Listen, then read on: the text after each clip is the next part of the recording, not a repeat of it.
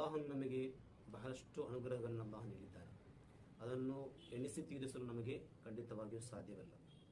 ಅಷ್ಟೊಂದು ಅನುಗ್ರಹಗಳನ್ನು ಅಲ್ಲಾಹ ನಮಗೆ ದಯಪಾಲಿಸಿದ್ದಾರೆ.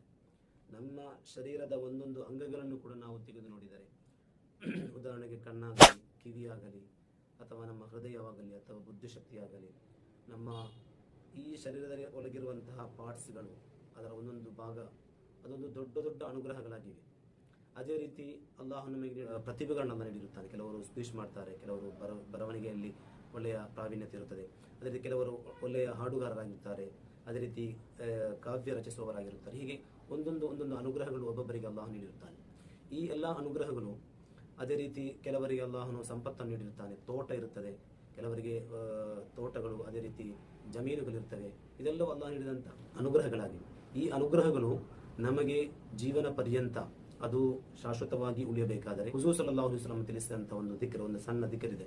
ಆ ದಿಕ್ರನ್ನು ನಾವು ರೂಢಿಸಿಕೊಳ್ಳಬೇಕಾಗಿದೆ, ಹೆಚ್ಚು ಹೆಚ್ಚು ಹೇಳುತ್ತಾ ಇರಬೇಕಾಗಿದೆ.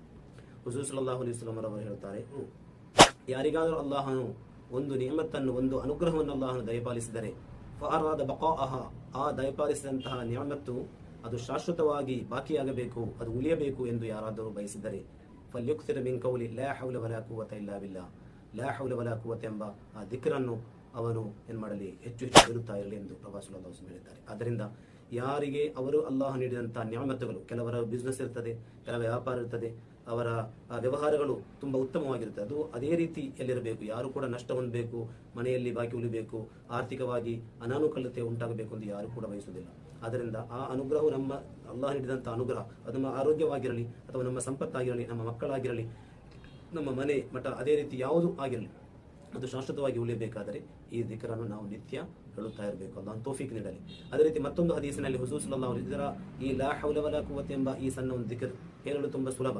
ಇದರ ಮಹತ್ವವೇನಾದರೂ ಅರಿತರೆ ನಾವು ಇದನ್ನು ನಿತ್ಯ ನಾವು ಪಡಿಸುವುದರಲ್ಲಿ ಯಾವುದೇ ಸಂಶಯವಿಲ್ಲ. ಹುಜೂರ್ ಸಲ್ಲಲ್ಲಾಹು ಅಲೈಹಿ ವಸಲ್ಲಂ ಅವರು ಒಮ್ಮೆ ಹೇಳುತ್ತಾರೆ, ಸ್ವಹಾಬಿಯೊಂದು ಹೇಳುತ್ತಾರೆ, ಅಲಾ ಅದುಲ್ಲುಕ ಅಲಾ ಕನ್ಜಿ ಮಿನ್ ಕುನೂಜಿಲ್ ಜನ್ನ, ನಿಮಗೆ ನಾನು ಸ್ವರ್ಗದ ನಿಧಿಯ ಪೈಕಿ ಒಂದು ನಿಧಿಯನ್ನು ನಿಮಗೆ ನಾನು ತಿಳಿಸಿಕೊಡಲೇ ಎಂದು ಅವರು ಹೇಳ್ತಾರೆ. ಆಗ ಸ್ವಹಾಬಿ ಹೇಳುತ್ತಾರೆ, ಬಲ ಯಾ ರಸೂಲಲ್ಲಾಹ್, ಯಾ ರಸೂಲಲ್ಲಾಹ್, ನೀವು ಹೇಳಿಕೊಡಿ ಎಂದು ಹೇಳುತ್ತಾರೆ. ಆಗ ಹುಜೂರ್ ಸಲ್ಲಲ್ಲಾಹು ಅಲೈಹಿ ವಸಲ್ಲಂ ಅವರು ಹೇಳುತ್ತಾರೆ, ಆ ಕನ್ಜ್ ಅಂದರೆ ಸ್ವರ್ಗದ ನಿಧಿ, ಅದು ಲಾ ಹೌಲ ವಲಾ ಕುವ್ವತ ಇಲ್ಲಾ ಬಿಲ್ಲಾಹ್ ಎಂದಾಗಿದೆ. ಆದ್ದರಿಂದ ಸ್ವರ್ಗದಲ್ಲಿ ಒಂದು ನಿಧಿಯಾಗಿ, ನಮಗೆ ಒಂದು ದೊಡ್ಡ ಆಸ್ತಿಯಾಗಿ ಸಿಗುವಂತಹ ಒಂದು ಸಣ್ಣ ದಿಕ್ರಾಗಿದೆ ಲಾ ಹೌಲ ವಲಾ ಕುವ್ವತ ಇಲ್ಲಾ ಬಿಲ್ಲಾಹ್. ಅಜಾನ್, ಮುಅಜ್ಜಿನ್ ಅಜಾನ್ ಹೇಳುವಾಗ ಎಲ್ಲದಕ್ಕೂ ಅವರು ಹೇಳುವ ರೀತಿಯಲ್ಲಿ ನಾವು ಅದಕ್ಕೆ ಪ್ರತಿಕ್ರಿಯೆ, ಅದಕ್ಕೆ ಜವಾಬನ್ನು ನೀಡಬೇಕು. ಅಲ್ಲಾಹ್ ಅಕ್ಬರ್ ಹೇಳುವಾಗ ಅಲ್ಲಾಹ್ ಅಕ್ಬರ್, ಅಶ್ಹದು ಅಲ್ಲಾ ಇಲಾಹಾ ಇಲ್ಲಲ್ಲಾಹ್ ಹೇಳುವಾಗ ಅಶ್ಹದು ಅಲ್ಲಾ ಇಲಾಹಾ ಇಲ್ಲಲ್ಲಾಹ್, ಅಶ್ಹದು ಅನ್ನ ಮುಹಮ್ಮದ್ ರಸೂಲುಲ್ಲಾಹ್ ಹೇಳುವಾಗ ಅಶ್ಹದು ಅನ್ನ ಮುಹಮ್ಮದ್ ರಸೂಲುಲ್ಲಾಹ್.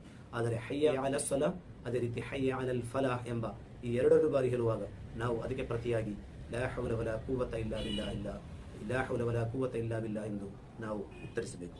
ಹೀಗೆ ಈ ಲಾ ಹೌಲ ವಲಾ ಕುವ್ವತ ಎಂಬ ಈ ಸಣ್ಣ ದಿಕ್ರನ ಬಗ್ಗೆ ಬಹಳಷ್ಟು ಬಹಳಷ್ಟು ಮಹತ್ವಗಳನ್ನು ನಮಗೆ ಈ ಗ್ರಂಥಗಳಲ್ಲಿ ಕಾಣಲು ಸಾಧ್ಯವಾಗುತ್ತದೆ. ಆದ್ದರಿಂದ ಅಲ್ಲಾಹನು ದಯಪಾಲಿಸಿದಂತಹ ಅನುಗ್ರಹಗಳು ಅದು ಶಾಶ್ವತವಾಗಿ ಉಳಿಯಬೇಕಾದರೆ ನಾವು ದಿನನಿತ್ಯ ಲಾ ಹೌಲ ವಲಾ ಕುವ್ವತ ಎಂಬ ಈ ದಿಕ್ರನ್ನು ಪಡಿಸುತ್ತಿರೋಣ. ಅಲ್ಲಾಹನು ನಮಗೆ ನೀಡಿದಂತಹ ಎಲ್ಲ ನ್ಯಾಮತ್ತುಗಳನ್ನು, ಎಲ್ಲ ಅನುಗ್ರಹಗಳನ್ನು, ಎಲ್ಲ ಸಾಮರ್ಥ್ಯಗಳನ್ನು ಅಲ್ಲಾಹನು ಅದನ್ನು ಮರಣ ಹೊಂದುವವರೆಗೆ ಅಲ್ಲಾಹನು ಅದನ್ನು ಶಾಶ್ವತವಾಗಿ ಉಳಿಸಲಿ. ಅಲ್ಲಾಹನು ಅದರಿಂದ ಅಲ್ಲಾಹನು ತೃಪ್ತಿ ಪಡುವಂತಹ ರೂಪದಲ್ಲಿ ಆ ಅನುಗ್ರಹಗಳನ್ನು ಬೇಯಿಸಲು ಅಲ್ಲಾಹನು ತೌಫೀಕ್ ನೀಡಲಿ.